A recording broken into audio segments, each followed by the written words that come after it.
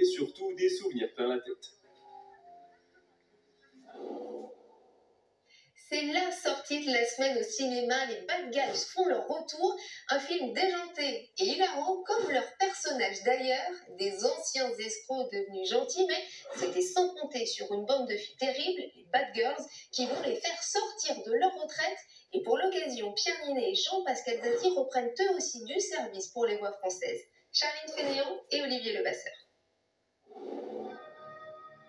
Quand il s'agissait de faire le mal, on le faisait plutôt bien. Souvenez-vous, c'était il y a 3 ans. Bad Guys, premier volet, et des personnages très mauvais garçons. Et action. Et bien cette fois, dans la suite, ils ont décidé de se ranger. Certains ont du mal à le croire, mais les Bad Guys sont devenus des Good Guys. Et je dois être le seul hic, c'est qu'ils sont tirés de leur retraite par une équipe entièrement féminine. On est fans de votre travail. Le crime, c'est notre passion. Des Bad Girls qui vont les obliger à faire un dernier coup en bande. On pense à Ocean's Eleven, effectivement, on pense à tous ces films de braquage.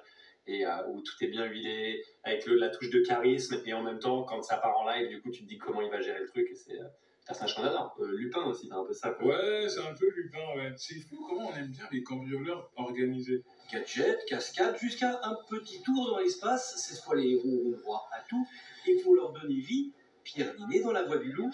Je reconnais, c'est vrai, on s'éparpille un peu. Mamma mia, où sont mes fleurs? Prego, cappuccino. Jean-Pascal Zadi dans Celle du requin.